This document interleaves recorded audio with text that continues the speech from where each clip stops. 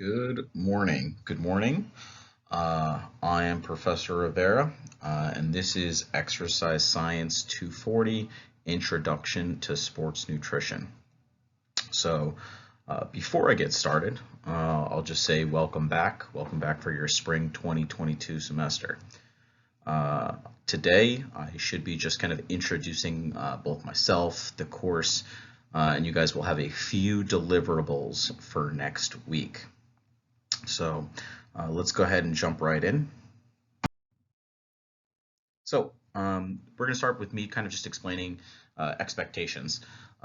The expectation essentially is for me to provide weekly videos, and this is the format, right? So this is the format where every single slide or presentation will have an overview.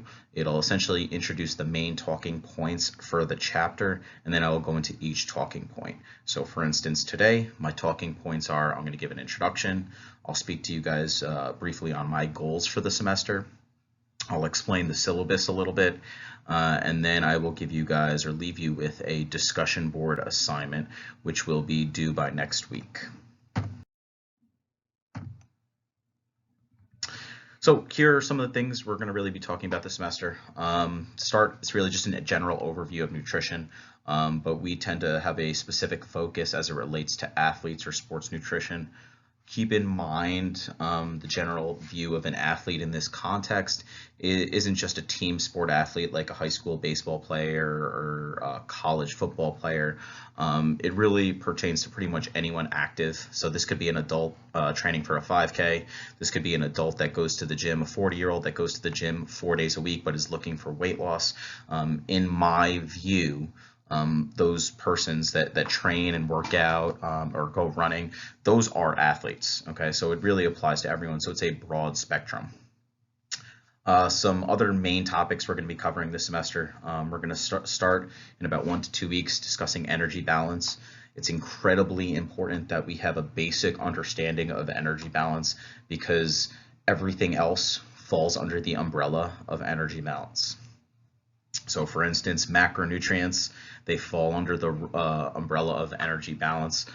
We need to make sure we have a macronutrient-oriented diet that maximizes our health and performance. We'll be discussing hydration balance, and we will talk briefly about nutritional supplements. Nutritional supplements in particular, I think are pretty interesting as the supplement industry has become this incredibly massive industry. They really affect our decisions on what we're putting into our body, whether it's pre-workouts, BCAAs, proteins, creatine, and then there's obviously some more extreme stuff that you guys will see out there. So my goal for this semester is to give you guys at least a basic understanding of some of these nutritional supplements, and then you guys can go out and make your own informed decisions about what you would like to purchase or even recommend for other people. And then what I would like to do is I'd like to analyze some different quote-unquote diets. There's a wealth of information out there, and there's various dietary protocols. Each have their own pros and cons. Probably each one claims to be the best diet there is. And by giving you guys at least a general background of energy balance, macronutrient roles, so on and so forth, you guys can kind of get your own informed basis for how to make decisions.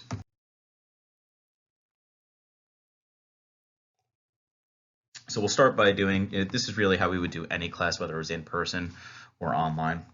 I'll start by just doing a personal introduction so you guys get an idea of where I'm coming from. I think it's helpful that you guys have an idea of where I'm coming from because you guys could get a better understanding from which the lens that I view training and sports nutrition. So briefly, I've got an undergraduate degree in business administration from the College of St. Rose. I did that in 2009. I finished my master's in exercise science from William Patterson. I believe I finished that in 2017. While doing my master's, I researched dietary intervention in endurance athletes. So we took 2 different groups of triathletes, and one group had a normal, quote unquote, normal American diet where they had approximately 50% of their macronutrient intake came in the form of carbohydrates. And I believe it was 25% in the form of protein, with the remaining 25% in the form of fat. And then we compared that to a group with a very low carbohydrate diet. And we looked at various performance markers in those triathletes. So I'll probably be discussing that throughout the semester. I'm currently finishing up my PhD at Seton Hall University. My current PhD dissertation is looking at resistance training performance and various loading methodologies. So I'm looking at how do we decide what weight goes on a barbell, and the outcomes I'm looking at are strength and hypertrophy, or muscle growth, which hopefully you guys will already know about or will have learned about. In addition to my own research, I own a performance training center in Stony Point, New York. About 80% of my clientele are high school and college athletes. Of those high school and college athletes, a decent amount of them are track and field athletes, but we really have people from all sports: swimming, basketball, football, my local high school, the football teams, lacrosse teams, and hockey teams all train here. So we deal with a lot of athletes. The remaining 20% are the general population. Some are looking for weight loss, some are looking for weight gain, some have various goals of training for like a half marathon, something along those lines. But mostly we're looking at performance usually. And I would say second to last thing, is that I am the head track and field coach at my local high school, which is why a lot of our athletes do come from the sport of track and field.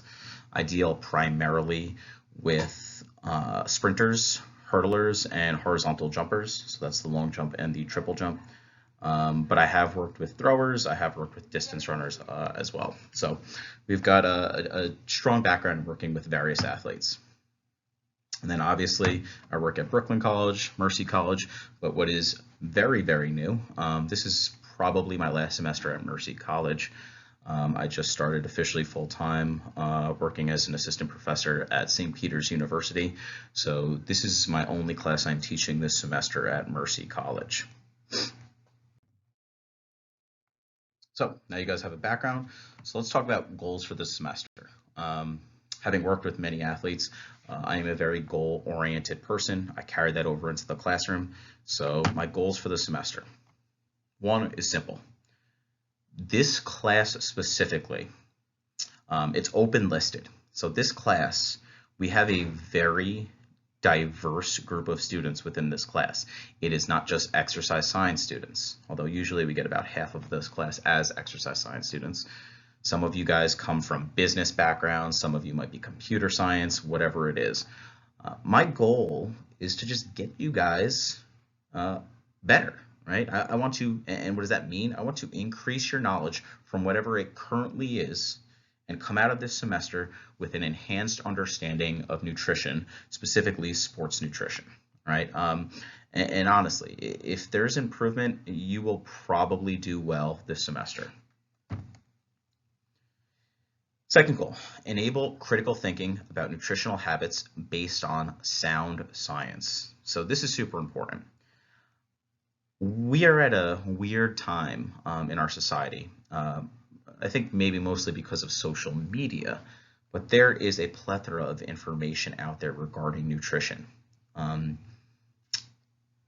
think the average person knows all they need to know about how to live a healthy lifestyle.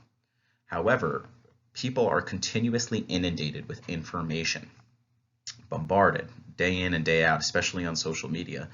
And I think this leaves the average person unsure of what exactly they should be doing, right? So I think our goal this semester is to really take an analytical approach, a critical thinking approach to nutrition. So when we look at some of these diets that are put forth out there, we can ask, does this diet seem to make sense based on my current understanding of sports or performance nutrition? We could talk about something like a ketogenic diet, which is super low carbohydrates. Does this diet seem to make sense for an athlete trying to maximize muscular hypertrophy? Or we could talk about a ketogenic diet for a endurance runner. There's various reasons or rationales to go on a specific diet. I want you guys to finish the semester being able to kind of address all of those questions about certain diets. And then finally, to refine the remote learning approach. And this really applies to both of us. This applies to me. This applies to you guys as well. As we have made this transition to remote learning, we've quickly found out that it, for many reasons, is probably less than ideal. However, having said that, I think you can do just as well and learn just as well remotely as you can in person if you put yourself in a position to succeed. So what do I mean, or what are some examples of that? For you guys, and this is honestly also me talking to prior students, getting some information from them. Putting your phone away, right? Put your phone in a different room. It is way too easy when you're listening to my lectures to look at your phone and just kind of fall asleep for 2 minutes, 3 minutes, hopefully not 5 or 10 minutes. So just put your phone away for these short lectures. They are not going to be an hour and 15 minutes. Put it away for that time and really just tune into the lectures. Another thing, put yourself in an environment where you can listen and focus. So what does that mean? If you know you're going to listen to a 30-minute lecture, right? Don't put yourself in your house with, maybe you have 2 or 3 brothers and sisters. Maybe you have dogs. Maybe there's a baby. Remove yourself from that situation if you can to maximize your learning ability. Go to the library. If you have to, go sit in your car. Whatever it is, put yourself in a situation where you can succeed and retain as much information as possible. As far as myself, I've continually tried to refine this process. One tip that was given to me last semester, maybe the semester before, the asynchronous learning process is a little different than the in-person classroom. The tip that I've been given is that essentially less is more. Right? So even though, your standard class is going to meet, twice a week for something like 75, 80 minutes, or once a week for 2 hours and 50 minutes, I'm going to be sending you guys one lecture. And the lecture, even 50 minutes is a little on the long side. My goal is to keep most of these lectures between 30 and 45 minutes. Some of them might even be shorter than that. But I think this maximizes your ability to retain the information, and you're going to have to do a little bit on your end, right? Going out, reading the textbook, going out and doing our discussion board assignments, all right? I think that asynchronous long lecture format doesn't really work. All right, so kind of jumping into the syllabus, my contact information, I'm just putting the things that you guys probably care about on here. You could look at the syllabus at your own leisure. It is posted on Blackboard with weekly guidelines. As far as my contact information goes, you could email me on both my Mercy email or my business email. What I will say is do not send assignments to my business email. If you are submitting assignments that, let's say for whatever reason, you're having trouble on Blackboard, email me assignments on Mercy always. Our required text, I think there actually has been an update to the edition on our text. So if you buy the 4th or the 5th edition, that's perfectly fine. The only issue I could see possibly arising is if we have textbook questions and they don't match up. But again, I will address that as it comes. I currently have the 4th edition. If I see that the 5th edition questions are different, what I'll end up doing is I will end up posting some of the questions either on Blackboard or discussion board myself. So you could have the 4th or the 5th edition. It does not make a big deal for me. Last thing, grading scale. So you see in my syllabus our grading scale, how you can get an A, B, C, D. This is really for you guys. We talked about this in a faculty meeting about a year ago. I think understanding or having a GPA policy literacy is important. So what does that mean? You guys as students should know what you need to get in this class for it to count. If it's within your major, do you need to get a C to pass, or do you need a D? And The truth of the matter is, I at Mercy was just an adjunct, and I am not entirely familiar with our policies here. So this is on you guys. Go out and find what you need in this class. Go out, email your PACT advisor, speak with your PACT advisor, say, oh, can I get away with a D in this class? Obviously, we don't want a D. Obviously, you guys should be striving for A's. But if a D is not going to pass, you're going to have to take the class again. All right. So I think you guys should go out, be familiar with what works, what doesn't, and then in addition, look at the assignments. Look at the assignments and look, okay, is this doable? Am I going to trust myself to watch these weekly videos? Am I going to trust myself to do these weekly assignments, which I'll talk about in a second? All right. So what will happen is I will be sending out a weekly deliverables. I think it's on every Friday. Okay, so every Friday I will send you a lecture. This lecture, actually, before I even get to that, I will assign you chapter questions. Right, so your chapter questions should be submitted each week. What's the format for submission? I have done either discussion board or even a Blackboard submission where you submit a Word or a PDF document. What I'm going to try to do is I'm going to probably put it on Blackboard this semester. Okay, so I'll have a Blackboard Dropbox. You'll submit a Word or a PDF document. Just full disclosure, guys, make sure it's a Microsoft Word or a PDF. Don't submit it in any other formats because I have had issues in the past. Your textbook chapter questions, it's going to be multiple choice and short answer.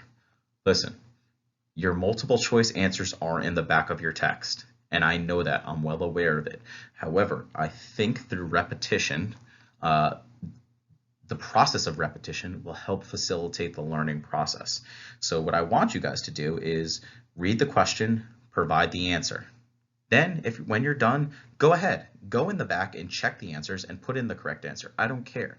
In fact, I encourage you to because it's going to help your grade. If your multiple choice answers are all incorrect, obviously I'm going to mark them as incorrect. But I want you guys to try these on your own after reading the chapter.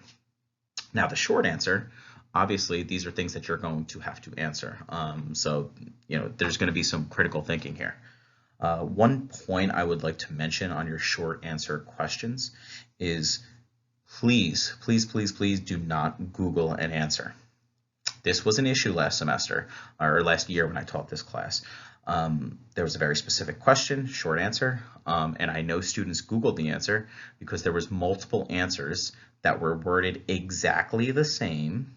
And in addition to that, some of the words within the answer, they were describing hormones that we did not discuss in the chapter, that I did not discuss in any of the PowerPoints. Some of them were hormones that I actually had to go and look up because I was not entirely familiar with them. So guys, do not Google, please.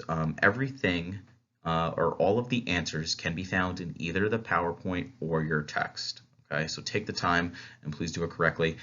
If I find that you are Googling answers and that there is a degree of plagiarism, you can receive either A is 0 for the assignment or even worse, failure for the course. So don't Google and copy and paste, please.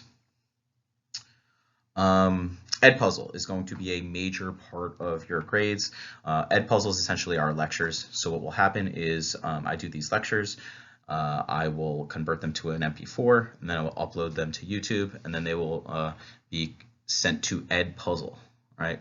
With Edpuzzle, questions will appear throughout the lecture. Sometimes the questions will be early on, sometimes they'll be in the middle. Usually most of the questions will come at the end of the video, and you're supposed to answer them. So this is just to ensure that you're actually watching our video.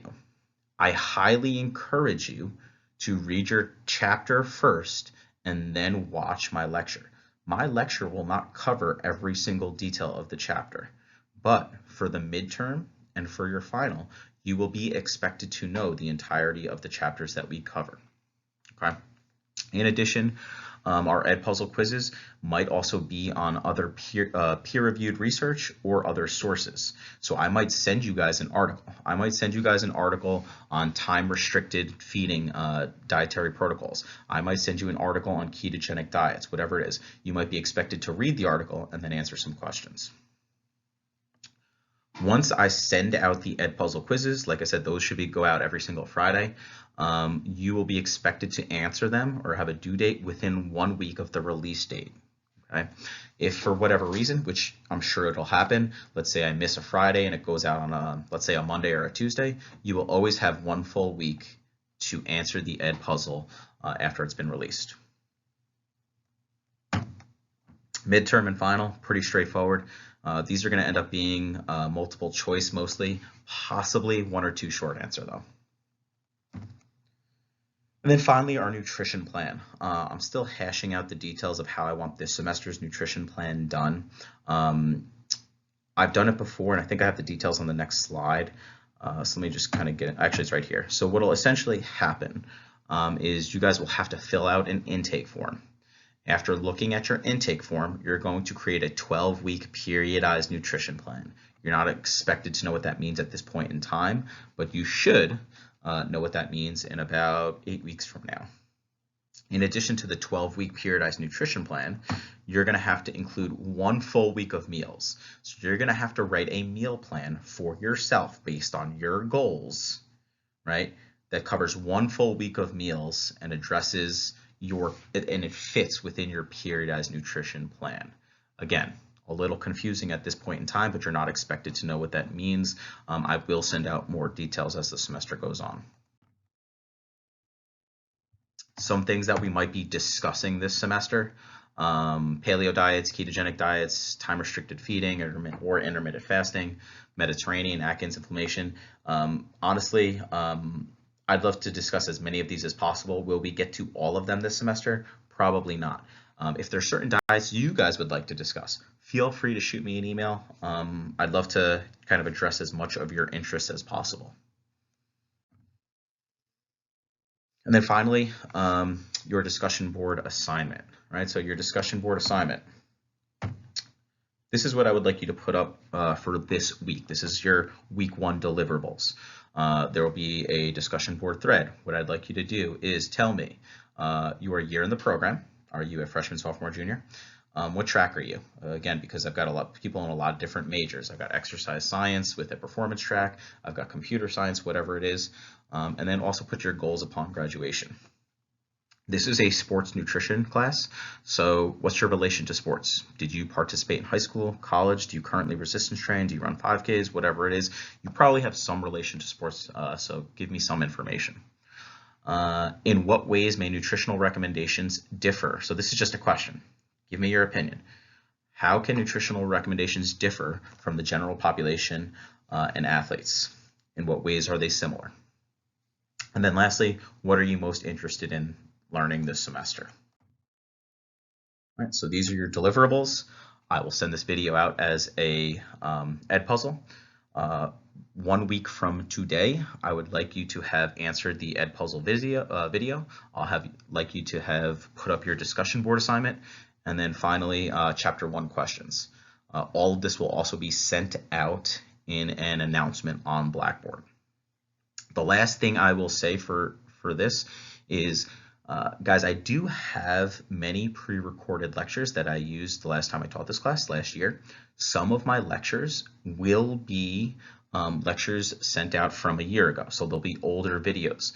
They seem to work really well, so I may reuse them. I'm not sure if I'm going to re-record every single lecture. I want to see how this kind of plays out. So if at any point in a video I am discussing something that seems confusing or kind of comes out of nowhere, it might be because this is a video that I recorded last year. So if you guys have questions about things or are uncertain, please feel free to shoot me an email. I want to make sure that we've got an open line of communication all semester. I'm pretty good at getting back at emails. I usually get back within 48 to 72 hours, sometimes even quicker. If you ever send me an email and I don't get back to you within a week, send me a follow-up email. There is a chance that I go over it or look past it. So don't be afraid to send me a follow-up email. You're not bothering me. That's kind of how this works with the asynchronous format. All right, guys, let's have a good semester, and I will talk to you all soon.